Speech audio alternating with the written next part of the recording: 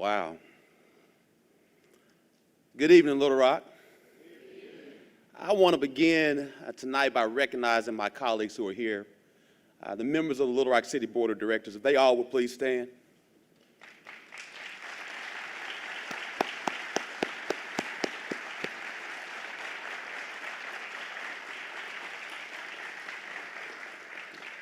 We can't get anything done unless we're unified. I'm so grateful for their partnership. I also want to extend my thanks to our newly appointed city manager, Delphon Hubbard. Let him please stand.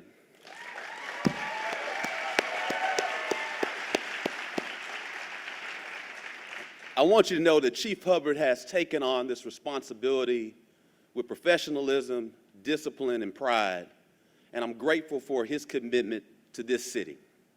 Tonight, it's important to pause and reflect on where we're standing. The hall sits along the historic West 9th Street, once a thriving center of Black commerce, culture, and music. Before segregation, redlining, and disinvestment disrupted its vitality, this corridor reflected opportunity built through creativity and community pride. Through intentional action and sustained work, we are restoring life to this corridor. This place stands as proof that when a city honors its past, it strengthens its future.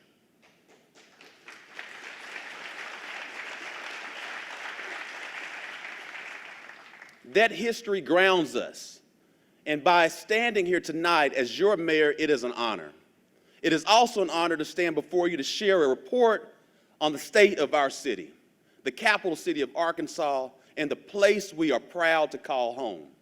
I want to begin by thanking the residents of Little Rock. Doing the work means showing up early and staying late. It means fixing what is broken, strengthening what works, and pushing forward even when progress feels slow. It means understanding that no mayor builds a city alone. I lead alongside about 2,500 public servants and friends. We are doing the work. You see it in falling crime rates and sustained economic growth, including nearly 14,000 jobs we helped create. You see it in 28 miles of resurfaced roads and $72 million in secure grant funding that supports schools, nonprofits, and essential services. You see it in operational excellence, including our Fleet Services Department, which has earned national recognition as one of the 100 best public fleets in America. You see it in the delivery of 591 affordable housing units and the groundwork laid for more than 2,000 additional homes over the next 5 years with the right funding.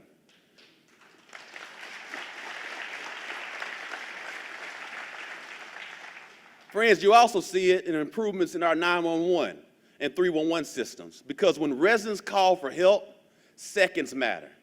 These outcomes do not happen by chance. They happen because Little Rock moves forward when residents and neighbors look out for one another. When city teams do their jobs with pride, when community partners lean in, and when residents hold us accountable, this city has always been about people working together. Because of that shared effort, I can stand here tonight and say clearly, the state of our city is strong.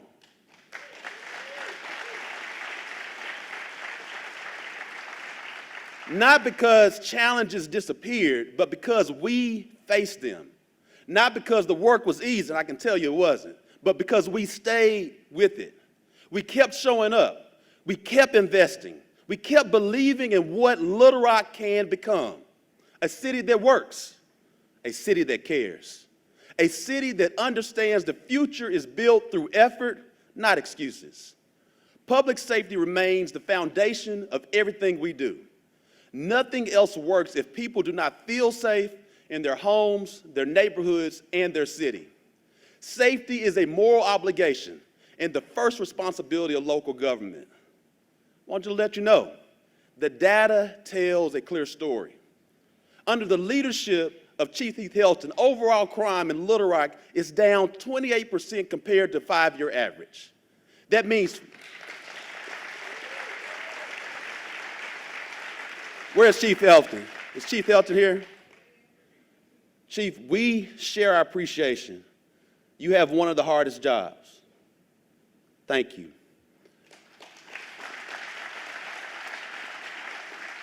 When we see crime falling down, that means that we see fewer victims, fewer families living with trauma, and more residents who feel secure in their daily lives.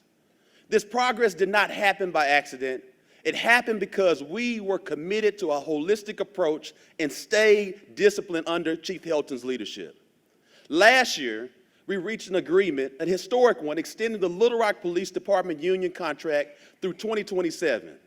This agreement provides annual 5% pay increases and raises starting for pay for new patrol officers to nearly $61,000.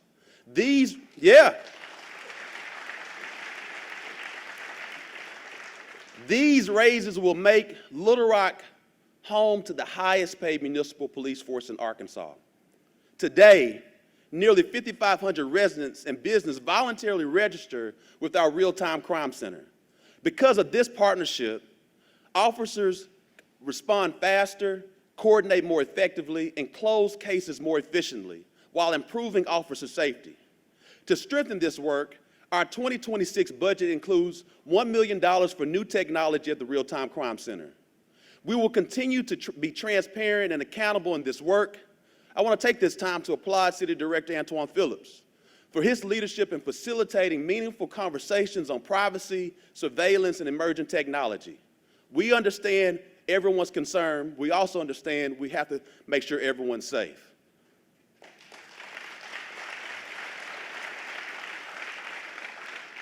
That approach reflects the fundamental fairness and the community-centered policing model we are committed to.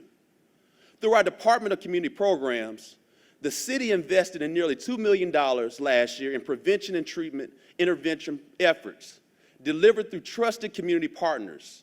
Those investments supported tens of thousands of hours of direct engagement focused on mentorship, conflict resolution, early intervention, and connection to opportunity. That work includes Project HEAL, Arkansas's first hospital-based violence intervention program in partnership with UAMS.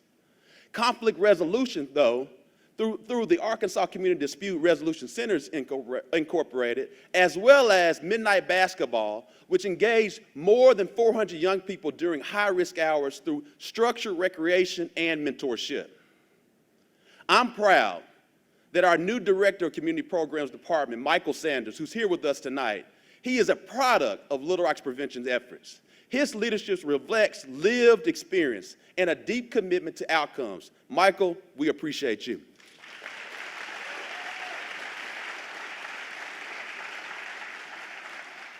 Safety also depends on readiness.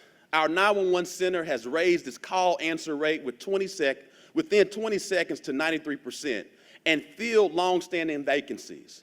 We will not stop until we reach 100%, because in an emergency, every second counts. Joanna, I remember a time where all I got was about phone calls about 911. That hasn't happened lately. Thank you.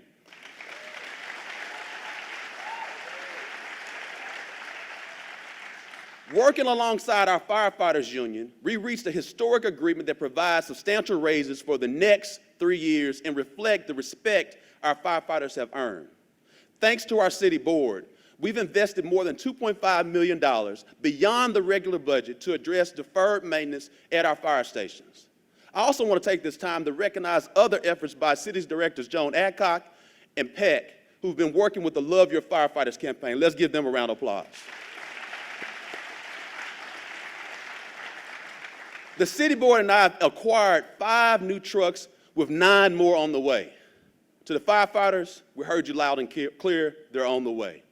We've completed a state-of-the-art Class A burn training facility. We've begun infrastructure for work at a new station in West Little Rock and started reconstruction of Fire Station 9 following the devastation of the 2023 tornado. I want to take a turn right now.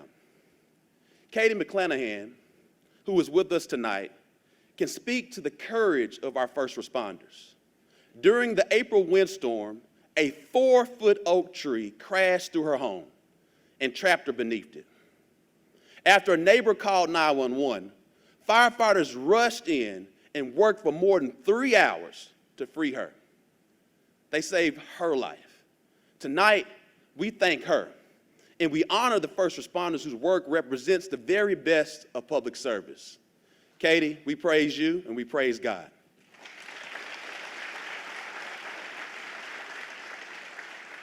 Our essential responsibilities remain simple and serious. As my grandfather would say, catch the robbers, put out the fires, pick up the trash, and fill the potholes. As I speak, our team is preparing for the approaching winter storm. Our resiliency shines through our emergency response capabilities, and we will answer the call yet again. Public Works is readying trucks so crews can move quickly once conditions change.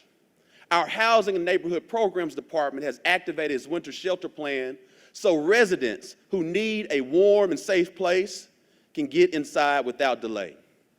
Readiness protects lives and keeps Little Rock moving. The work is making a difference, and we will not stop. Our economy continues to move, and we see that residual impact of the growth across our city. Companies choose us for our location, our skilled workforce, and swagger, and our quality of life. This year, we will work with the Little Rock Regional Chamber of Commerce and on a comprehensive marketing and promotional campaign to tell Little Rock's story more clearly and more confidently to international audiences. We will aim well beyond our goal to reach 400,000 people employed in the region by 2029. That requires teamwork. Jay Cheshire and Jack Thomas with the Chamber and Brian Day of the Port are here tonight. Thanks to close collaboration with our federal partners, we were able to successfully relocate an FAA facility. That effort enabled us to fully develop our first ever industrial super site. As a result, we will secure a major project in the coming months, likely bringing $1 billion investment and thousands of jobs. That is not an aspiration. Yeah.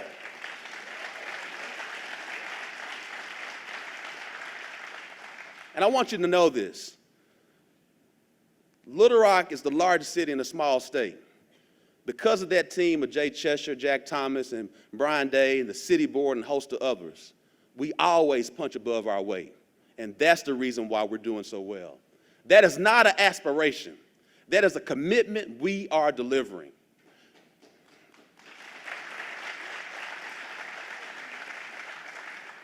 We also owe a debt of gratitude to the corporate partners who've grown with us, including Dassault Falcon Jet and Amazon, as well as organizations that form the cultural and economic fabric of our city, such as the American Taekwondo Association.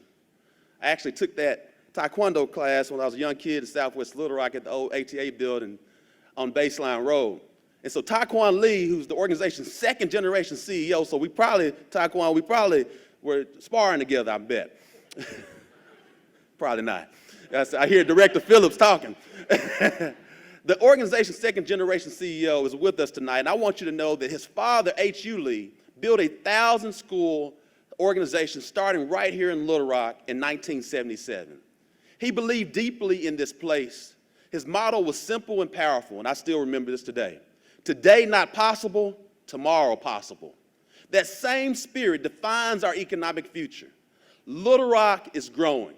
Little Rock is competing, and Little Rock is making sure that opportunity reaches the people who call this city home.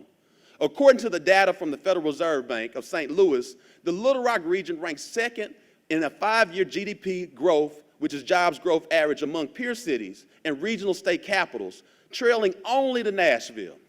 While we won't settle for second place, this ranking confirms that employers see a dependable workforce and leadership that knows how to grow an economy the right way. Employment reflects that strength. Our region has added nearly 14,000 jobs, and Bureau of Labor Statistics show more than 40,000 additional people are working in Little Rock region today than they were in 2020.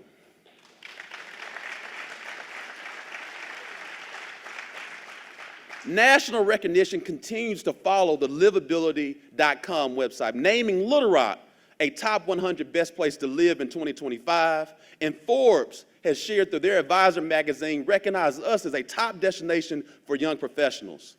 But growth only matters if residents can access it. Workforce development is central to our strategy.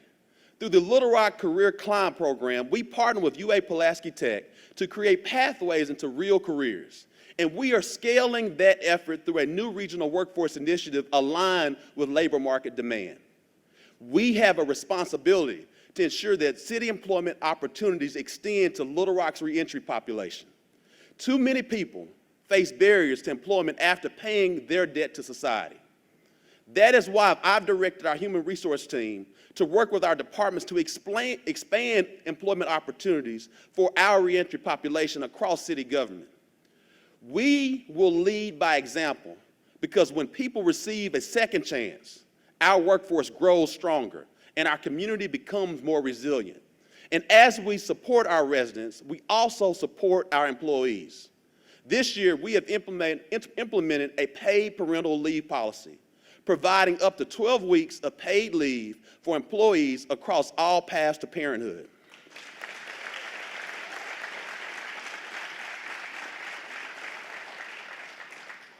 Affordability remains one of the defining challenges of our time. Too many families are facing impossible choices between rent, medicine, utilities, and groceries. When that happens, government has a responsibility to act. Through a Bloomberg grant, we are strengthening financial empowerment services to help residents save, manage their debt, and build stability. We are addressing food insecurity head-on with the launch of our first ever grocery store on wheels, our mobile market.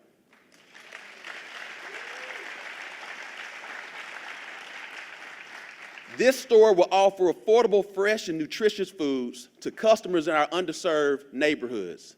This initiative fulfills our promise to make food more accessible. However, the mobile grocery store is only a temporary solution, and our long-term goal remains to bring brick and mortar grocery stores to our food deserts.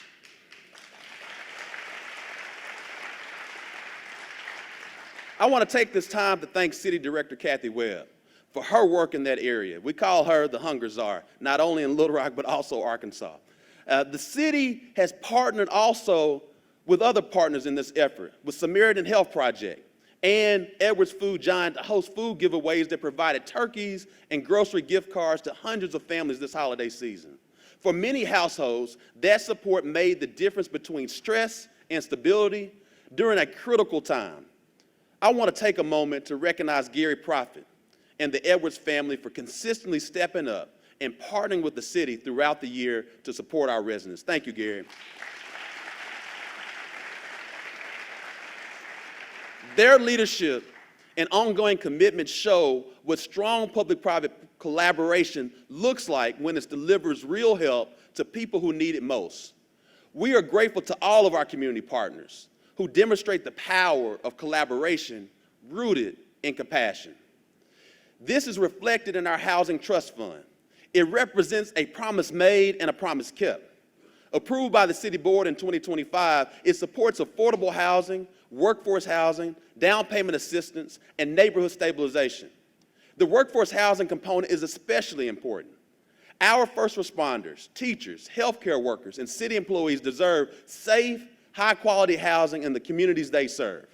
Many of you have heard of public-private partnerships known as P3s. What we are building goes a step further. This P4, it was what we call it, model, brings together public, private, and philanthropic partners. The Housing Trust Fund is designed to accept investment from all three because the scale of this challenge demands maximum impact. If you represent a bank, a foundation, major employer, a philanthropic organization, and want to help fund housing solutions in Little Rock, we will work with you. For 2026, Realtor.com ranked Little Rock number 14 out of 100 metros areas for housing growth. That recognition reflects steady progress driven by intentional policy and targeted investment. We have already helped 480 families access housing assistance and provided $427,000 in down payment assistance to residents who would otherwise have remained locked out of home ownership.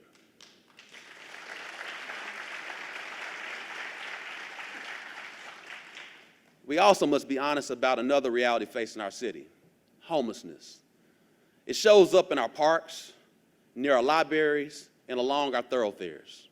We are on track to open the micro home village by late fall. Construction is now roughly 20% complete. Crews have prepared the site, poured the foundation, and completed early phases of plumbing and electrical work. This is visible progress, and it matters. Strong neighborhoods anchor a strong city. Our work to prevent blight delivered real results in 2025. Through these efforts, we demolished 93 dangerous structures and removed 245 unsafe and vacant properties from our neighborhoods. These actions strengthen property values and restore pride block by block. We will broaden our efforts with the launch of the Safe Places Initiative, a coordinated environmental crime prevention program that brings together police, public works, housing, and code enforcement. This coincides with targeted capital improvements that strengthen safety and visibility across our neighborhoods. Last year, the city secured a $2 million federal grant to convert 871 streetlights to modern LED fixtures in the priority locations. Our Parks and Recreation Department has delivered real, visible progress across Little Rock. We transformed Kiwanis Park from an underused space into a fully accessible neighborhood destination where families and residents of all abilities gather every day. We completed a major renovation at the West Central Sports Complex, supported by $1.4 million in the American Rescue Plan Act funding. We expanded a summer day camp program to serve more than 900 children, giving families peace of mind and kids a healthy place to grow. At the Jim Daly Fitness Center, usage surged 67%, confirming that when we invest in quality facilities and programming, residents show up.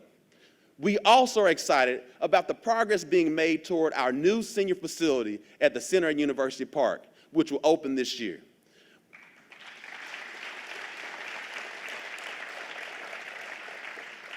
We now have a bold master plan for 30 Crossing Park that will reimagine downtown around an 18-acre public space in the heart of the River Market, with features like a skate park and a fishing wharf that reconnects us to the Arkansas River, facing the river. This park will shape how people live, work, and gather downtown. The vision will take time and sustained investment. Tonight, I'm launching 30 for 30, a clear goal to raise $30 million by 2030 to invest in parks across Little Rock through a P4 approach that aligns city resources with philanthropic support and private capital. That's 63 parks that we're raising $30 million for.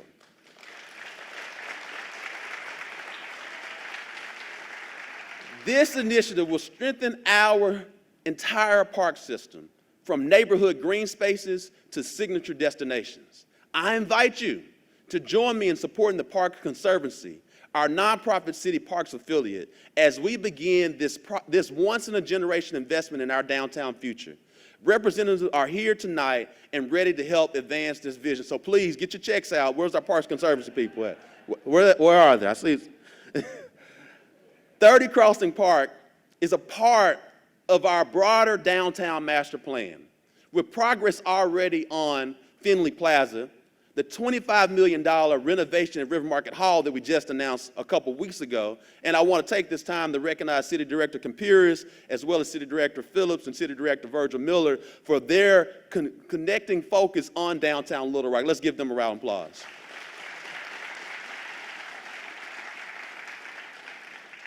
Revitalization along Capitol Avenue and construction of the new voter-approved district courts building shows the close to $500 million that we've invested in downtown Little Rock over the last 2 to 3 years.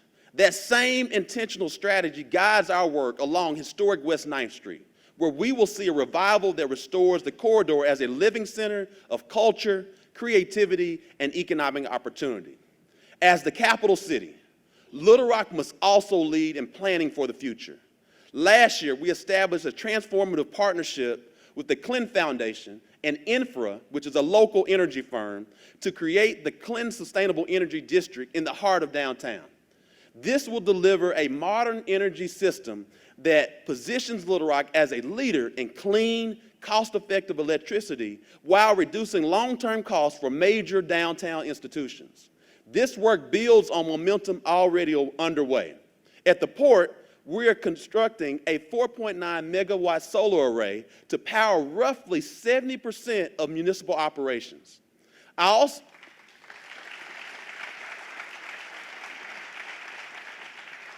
also want to thank our Sustainability Commission and City Directors Kathy Peck and Kathy Webb for their leadership in advancing Little Rock's first Sustainable Action Plan. It sets clear benchmarks, including transitioning half of the city's vehicle fleet to electric by 2030, and moves sustainability from aspiration to accountability. Through the steady leadership of Susan Altrui, the Little Rock Zoo is embarking on an ambitious expansion that strengthens its role as a regional destination and treasured community institution. This $12 million investment marks the zoo's first major expansion in more than a decade and coincides with its 100th anniversary. Parks do not thrive on plans alone. Downtown does not transform through blueprints alone. Institutions like the Little Rock Zoo succeed when residents show up. Progress becomes real only when people step into it. They shape it and take ownership of their city's future. Civic engagement matters. Cities succeed because residents show up, speak up, and partner to move them forward. Little Rock's next chapter was shaped not just through what we build, but through how deeply our residents engage in building it together. We're already seeing this happen. Graduates of Rock Academy are now in leadership roles on our boards and commissions. That is how civic engagement trust grows, one resident at a time. That belief propels civic engagement in this city. Tonight, I'm proud to launch the Little Rock Civic Innovation Challenge. We invite Little Rock residents to partner directly with public institutions to solve real, everyday challenges. Participating partners will include a number of public entities. Each partner will put forward a specific problem they are trying and working to solve. Residents will respond with ideas and spend time grounded in research and lived experience.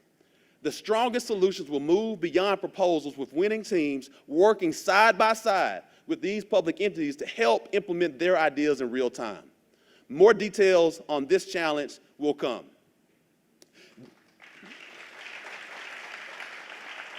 This is what modern civic engagement looks like. The government defines the challenge, residents help design the solutions, progress follows.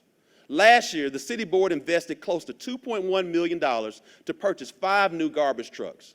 That investment replaces aging equipment and expands route coverage, giving our crews the tools they need to deliver reliable service.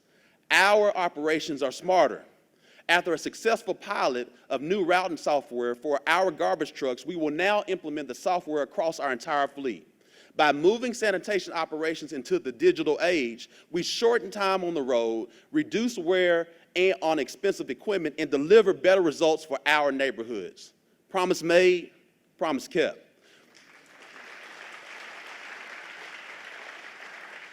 That same focus on reliability and quality extends to our infrastructure.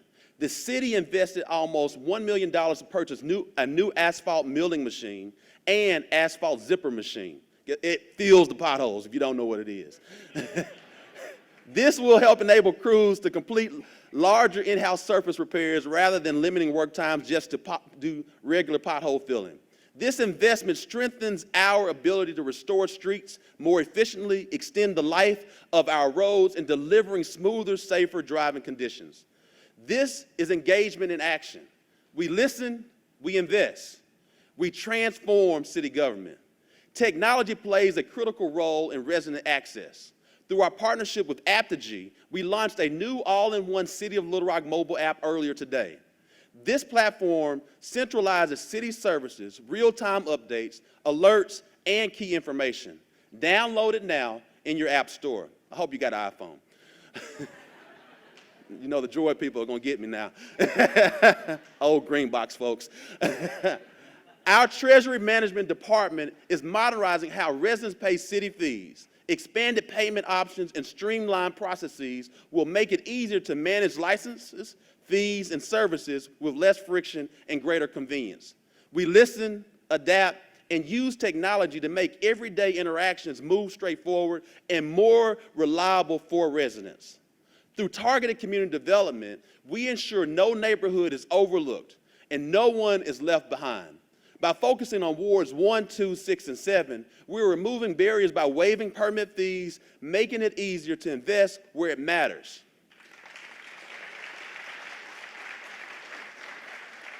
It is our obligation to open the doors for all entrepreneurs. And I'm announcing the creation of the Small Business Opportunity Certification Program to identify vendors ready to work with the city. This addresses gaps and expands opportunity. This work builds on the continued success of our Build and Emprende small business incubators.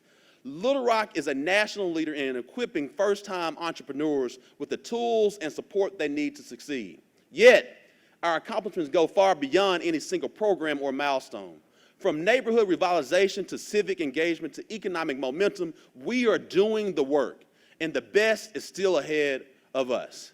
When we keep our promises, we unlock the full potential of a capital city that serves as a regional center for healthcare, government, finance, education, arts, and culture. We prove that progress is not accidental. It is earned through discipline, partnership, and follow-through. Travel and Leisure may call Little Rock a best-kept secret, but I need every one of you to help make sure it stays a secret no longer. Talk about this city. Invest in this city. Defend this city.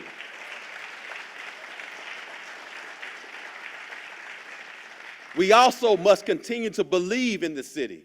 We've grown forward despite historic flooding and winter storms. We've grown forward despite a catastrophic tornado. We've even grown forward despite a global health pandemic that tested every institution and every family. Through it all, Little Rock did not retreat. We adapted. We persevered. We moved forward together. Let us continue the work. There has never been more reason to believe in what this city can become. Little Rock's story is still being written, and together we will make it the next chapter our strongest yet. Thank you, and God bless Little Rock.